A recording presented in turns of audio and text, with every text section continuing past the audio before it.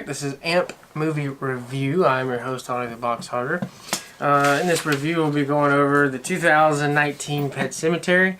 To skip through all of it, midway through, I think we pretty much know the plot behind Pet Sematary, especially the 1989 Pet Sematary that was directed by Mary Lambert. So we know pretty much what the 2019 version is based off of, but until about halfway between the movie, it takes a turn for the worst. And that's what I want to go over and review. The quite differences and why the new one, why I enjoy the new one so much. So goes through all the whole spiel, following the Creed family, moving from the city out to the farm. It's like a house on like 25 acres, and just so happens to be an ancient Indian burial ground. So we'll skip through all that part. I mean, we pretty much know it. If you're a horror fan, you pretty much know the logistics of it. I'm going to get down to the part where it switches. It turns. Totally threw me for a loop, and one of the reasons why I enjoy this movie. So instead of Gage Creed, here comes some spoilers. Instead of Gage Creed getting killed, it's Ellie. Ellie is played by Juliette Lawrence. I'm probably butchering that, which did an outstanding job in her performance. I'm hoping to see her in future horror movies. I really loved her acting. She killed it. So she's the one that gets offed by the big truck and plows over her. Not Gage Creed in this one. Lewis Creed is played by Jason Clarke, which played John Connor in Terminator Genisys. I think he played in Serenity and Zero Dark 30. Judd Crandall is played by John Lithgow, and the whole movie, all I could think about was Third Rock from the Sun and Harry and the Hendersons. And then Mrs. Creed was played by Amy Schmidt. I'm probably butchering that. And I couldn't really figure out till later. I found out who she was because she looked familiar, but she played in Alien Covenant. I think the acting from all these characters were on point. Jason Clarke killed it. To me, I feel like he's a very underrated actor. I enjoyed him, even though his part in this movie was kind of mediocre. They didn't really go into detail on his struggles, other than that he really didn't believe in God. But Mrs. Creed, she had troubles, obviously, with her sister. You know, because they brought that back, Zelda, and she felt like she was to blame for her death. So she had struggles, and then Judd obviously had struggles because he knew all about the history of, you know, what the ancient burial ground, what it held, the powers that it held, and of course his wife and their troubles. So it kind of went in depth with those two characters. It kind of brought something to the table. Other than, you know, Lewis Creed that just didn't really believe in God. Even in the movie he said, once you're dead, this is it. But let's get into this. Like I said, it's not Gage Creed in this one. It is Ellie Creed that buys the farm. So the plot switches and changes. Big curveball, because I took my daughter to go see it with me. I watched it when I was her age, and I wanted to carry on that tradition, so I took her to watch it, and the whole time I'm kind of like sideline playing, you know, each part. Hey, this is in the first one, this, and this, without really telling her what's fixing to happen. And I was on point until it got to the point where, okay, I was like, okay, this is where Gage is gonna die, you know. And I was wrong. And you should have seen the look on my daughter's face. She was like, really? And I was like, I wasn't aware of that. So obviously Lewis Creed feels, you know, like he needed more time with his daughter. He takes her up there to the Pet Sematary, buries her, and all hell breaks loose. Now, what I liked about this one is that it seemed like since that family, when the family first moved there, it already kind of threw like some kind of evil was already upon them. That's when Mrs. Creed started feeling flashbacks and had anxiety over her sister, and then of course, you know, Lewis Creed dealing with that jogger, Victor Pascal, getting smashed and ran over. You know, it started visiting him, telling him don't break the barrier, the ground is sour. And unfortunately, I think that's where this movie dropped the ball, is it wasn't really a lot of Victor Pascal in it like it was in the first one. In the first one, they showed he had an actual character. In this one, Victor Pascal, you really didn't see him much. He just kind of came and went. I don't know. That's why they kind of dropped the ball on it, because I was actually hoping to really get to know Victor in this one than what I did in the old one. So, you know, he's starting to visit him, and then, of course, he's already buried church, and he's came back, so he witnessed that, so he knows there's a higher power. And then also, I like in this movie how Judd explained the Wendigo to him.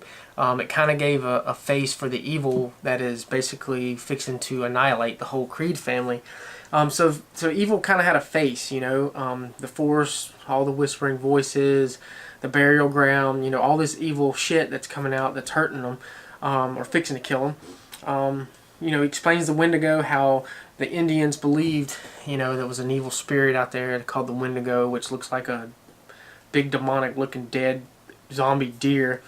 Shows him a book of all of it, tells him the markings, the warning signs are in the book or on them trees out there in the Pet Sematary.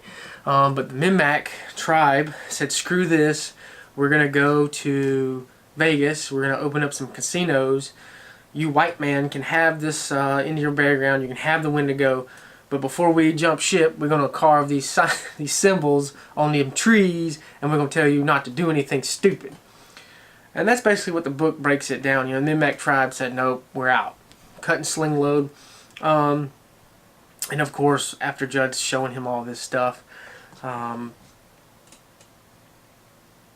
you know, she goes on to kill off the family. I'm talking about Ellie. I mean, the twist in it was, I was really hoping that Gage Creed would be the one to die and follow the old story, but there again with the reboots, if it's just like the old one, then why watch the new one if it's just like the old one? And maybe that's why I'm drawn to this movie so much. So Ellie then proceeds to off her mother, because her mother is not having it. Her mother actually is somewhat believes in God in this one, and Lewis was the one was like, no, you know, God can have his own daughter. She's my daughter. So at this point, I think the whole Indian burial ground and evil has fully rained itself upon the Creed family. So she didn't want her mother there, tries to kill her, ends up killing her and drags her all the way up to the Pet Sematary, buries her, and then, you know, Lois goes in, tries to kill Ellie, and then Mrs. Creed ends up killing Lois. There's a lot of spoiler alerts in this review, but you can turn away now, or it's probably too late.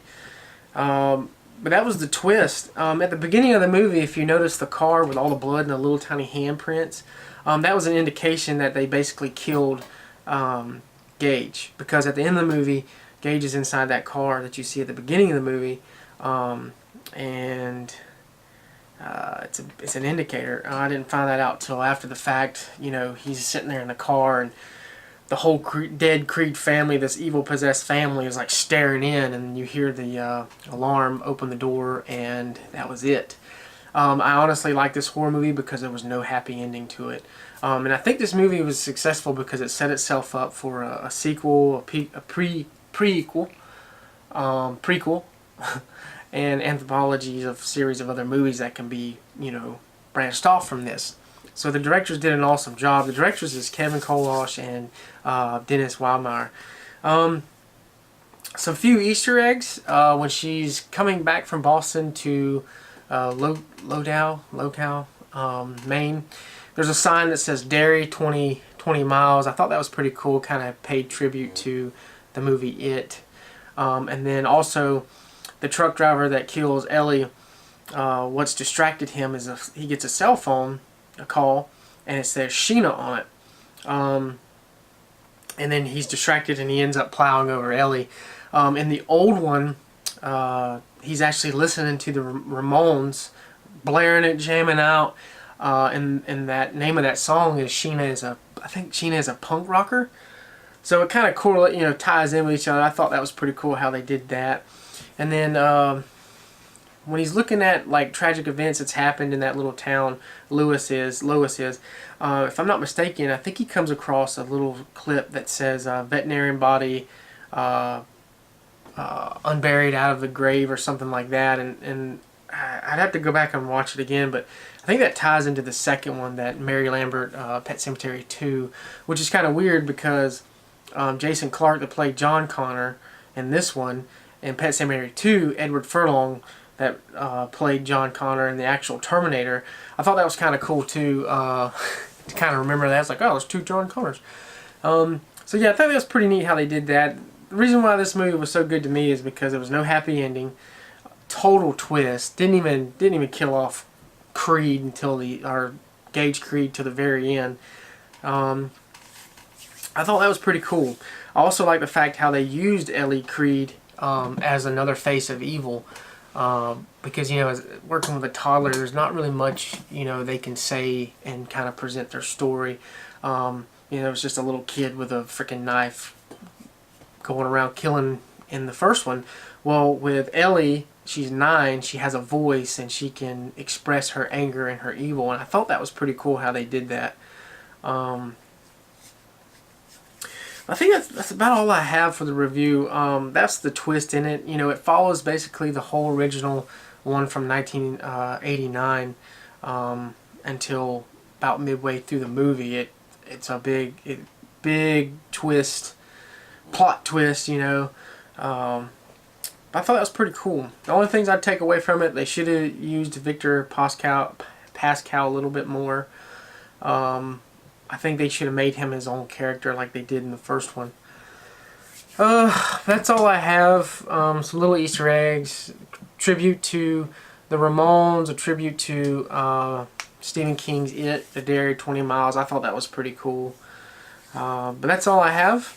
I know it's short and sweet for this review. I wanted to make it longer, but I couldn't. I want to keep it down to a minimum.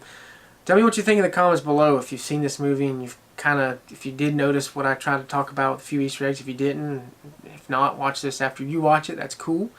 If you're not a subscriber, hit that subscribe button. And I got some more movie reviews lined up in the future, so stay tuned. I'm Audie the Box Auditor, and I'm out.